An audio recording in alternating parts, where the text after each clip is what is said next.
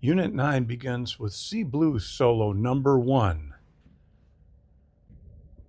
This is followed by C Blues Solo number 1 with thirds and sevenths. The right hand solo will be just the same, but you'll play the solo this time with thirds and sevenths in the left hand using that anticipated rhythmic accompaniment that we associate with Red Garland.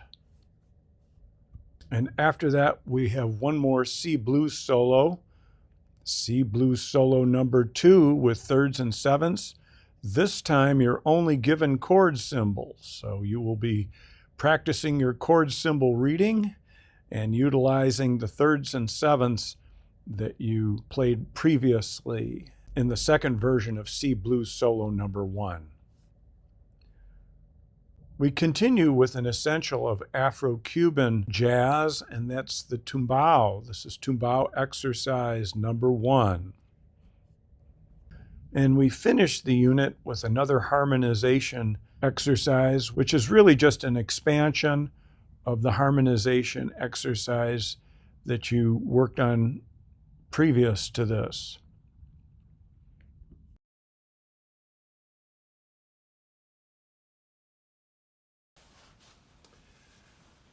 So in Unit 9, we have more assignments going on. That's because I have a feeling that by now you're starting to feel that groove. And that groove just gets you in the game. So I figure I better give you more to work on. And the more you're playing, the more you're grooving. It's just wonderful. Things are starting to snowball. The more you groove, the better you feel, and the better you play. All right, so we have a blues in C. This is with those bebop voicings, modern jazz piano. This is derivative of Thelonious Monk, Horace Silver, Bud Powell, and many others. Pianists today still use these voicings. It's not like they're some sort of relic from the past. This is a really important way of playing the harmony that's absolutely relevant today and will always be. So let's go through these chords in the left hand. Get your pencil out and make sure you understand them. So root, seventh, the lowered seventh, it's dominant seventh for that C7 in measure 1. I've done that one for you. Go ahead and write the chord tones in. Root 7 for measure 2.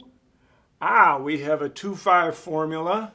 You may miss it in measure 3 on the and of 4. We anticipate the G minor 7 and just give you the E, the third of the C7. How is that G minor C7? Well, I'll remind you. Here's a more fleshed out version of it.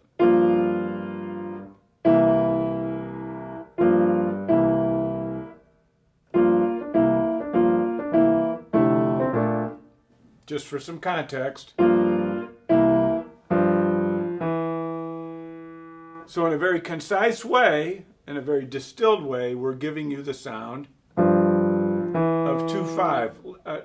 All the pianists I mentioned, Bud Powell, Thelonious Monk, Horace Silver, and others, use this kind of abbreviated version of 2-5.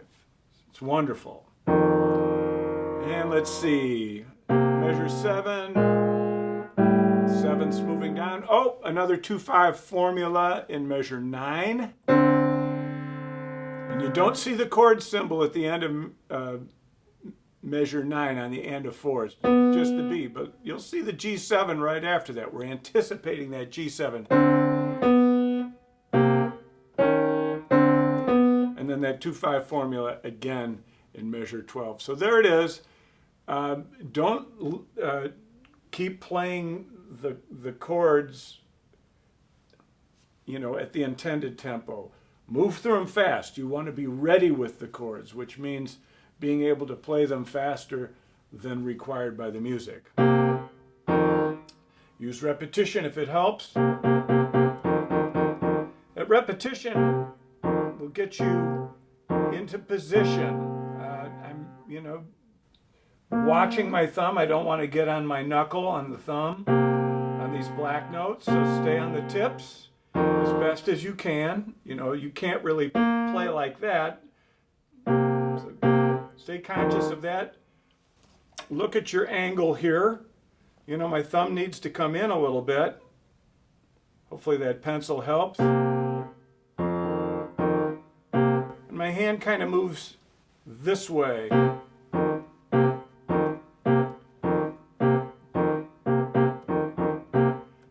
think that's as big a skip as you'll experience.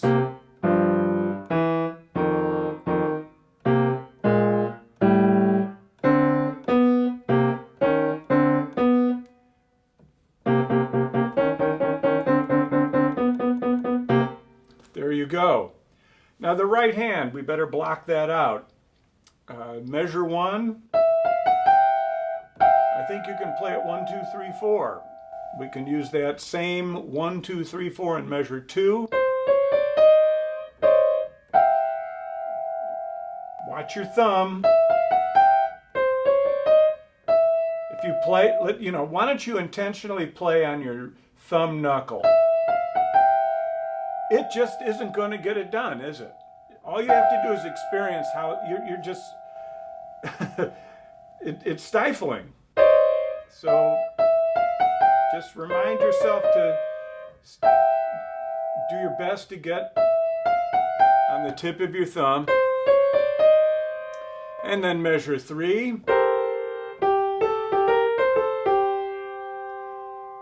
Measure 5. Easy. Go. Then we're back to where we started in 7, but we have to transition to a new position. So in measure 7 we have 2 positions. When we get to that G we have to pivot to this. So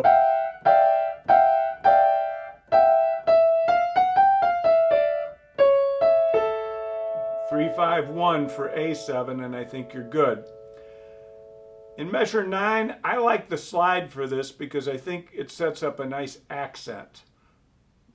So I'm going 3 to 3.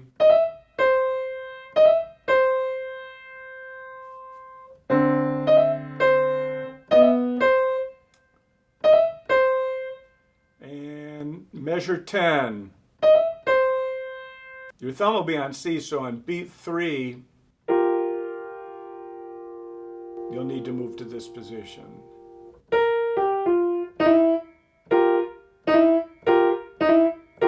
And then we're going 3, 3 again. That'll set up a nice accent. 1.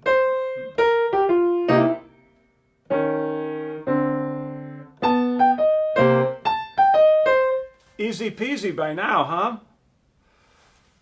All right, so you put it together. 4.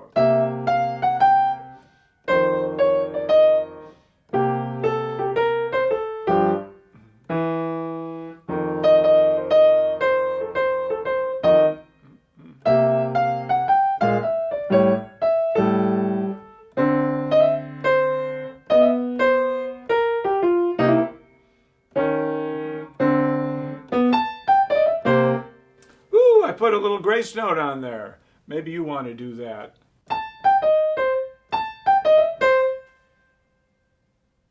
If you feel it, it's probably going to be right.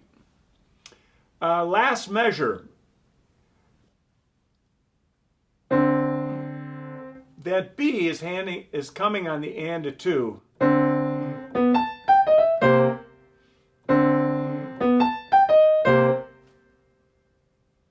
I put that B on the and of 2 as an extra coordination challenge. I think it would also sound good if you played it right on beat 3.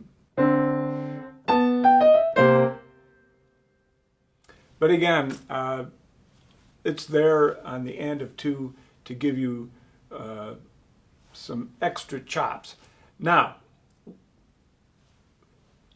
we've got this sparse accompaniment in the left hand, and it's easy to start cheating on the rests. The only way to overcome that is to have a groove.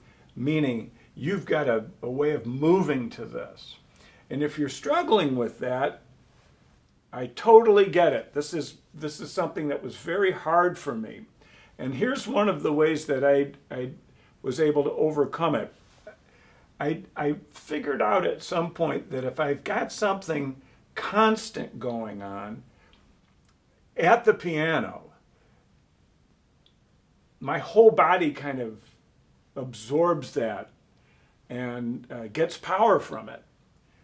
So, and when I take that away, sometimes my groove slips a little bit. So what I try to do is to play this thing as if I'm playing it with the shuffle accompaniment.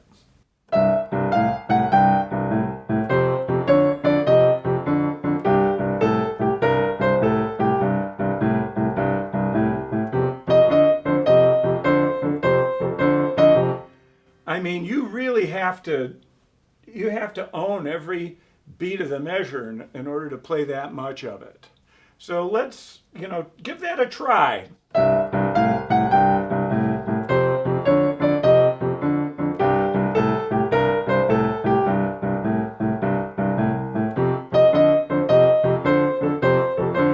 And then immediately following,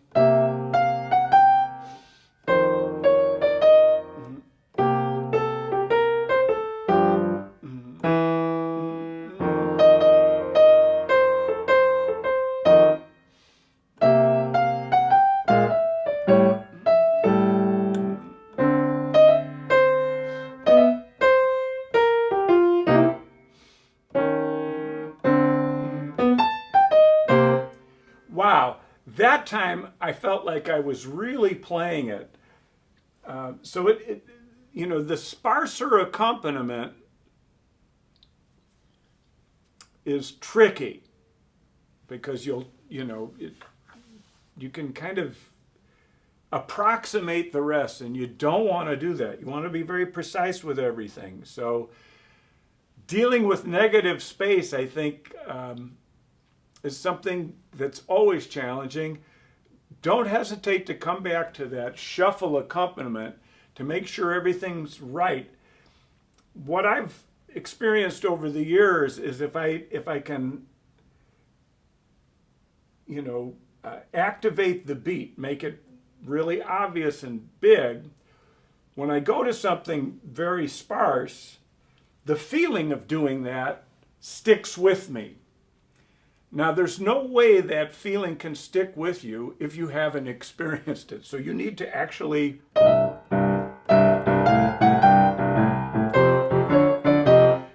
experience it, to remember the experience. Watch, I'm going to play the solo now with no left hand accompaniment.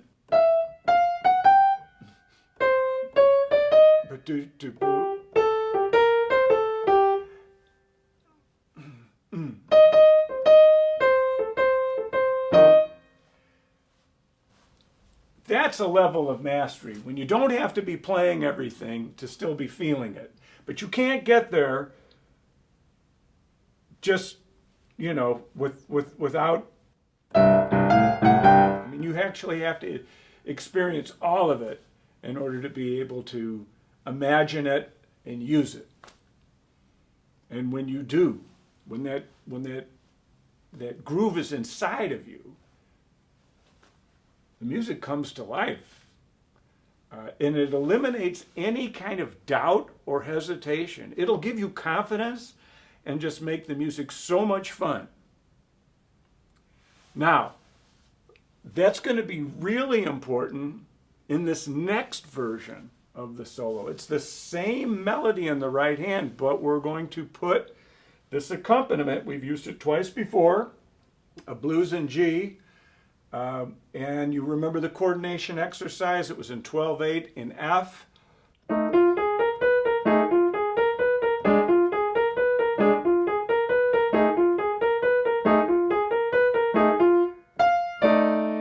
Where was that?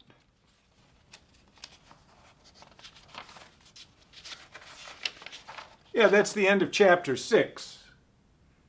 That's a good one. by the way, this accompaniment where you're playing on the and of 4 and the and of 2, it's hip, isn't it? It's very cool. I love that one.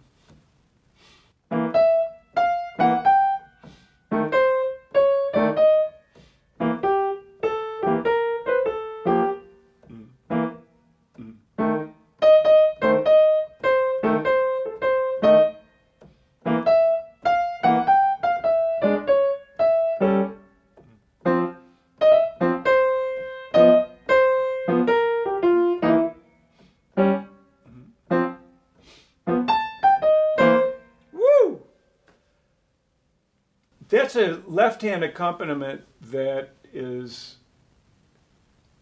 typically associated with an amazing pianist named Red Garland. Red Garland, I think, became better known when he joined Miles Davis's quintet in the 1950s. That was an amazing group.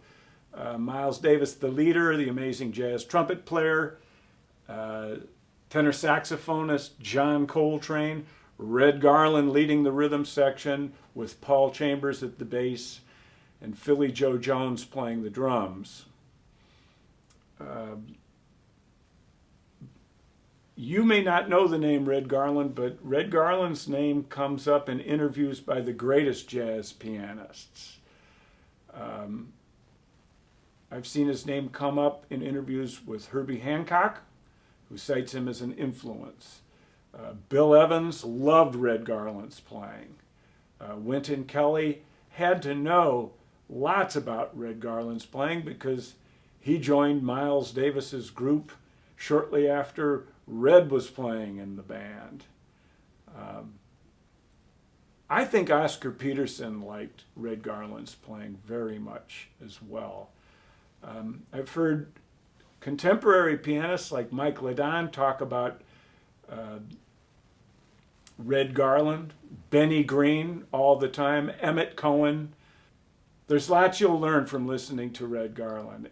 You can find his recordings with the Miles Davis Quintet from the 1950s. You can also find wonderful trio recordings on the Prestige Jazz label. Those are terrific as well. Red Garland, wonderful jazz pianist. So remember how this works. The left hand is setting up the downbeat in the right hand. So you downbeat over to the right.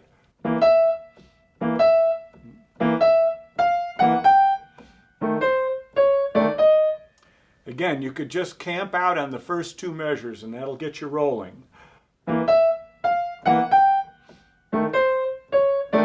And if you need to, take it out of time and just look where things line up.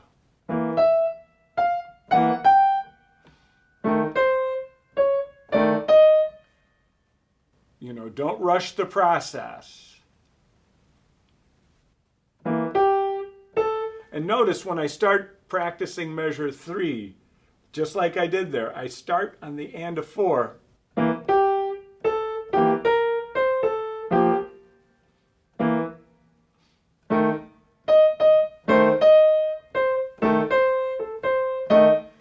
All right, you've done this before. I don't think you'll have too much trouble with this. Remember how we get the beat inside of us by singing and clapping. A 1, 2, 3, 4. A 1, 2, 3, 4. A 1, 2, 3, 4. A 1, 2, 3, 4. A 1, 2, 3, 4. Just counting 4 beats and clapping the comping, and make sure that the comping swings. 1, 2, 3, 4. 1, 2, 3, 4. Why not sing the melody now? Da. Okay. Do do do dee. Bo boo bo bab. Bo ba bo boo be ba ba. Bop.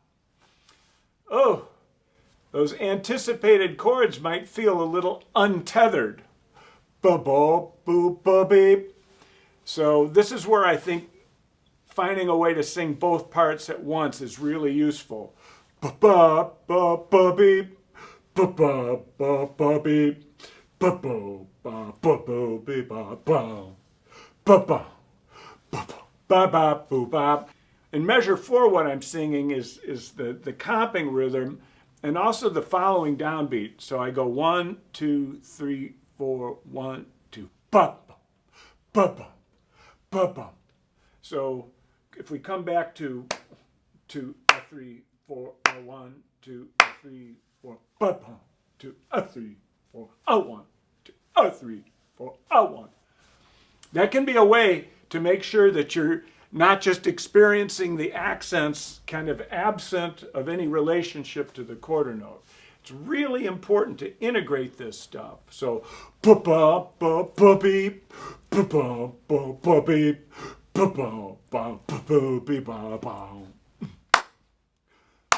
Ba ba ba ba ba ba ba ba ba ba ba ba beep ba ba ba ba beep ba.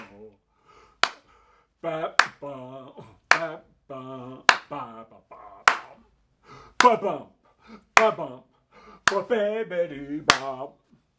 Make it big like that. Sing it like that with a lot of conviction. It's like you're dancing, and then you come back to play it, and watch out! Ho! Ba bum.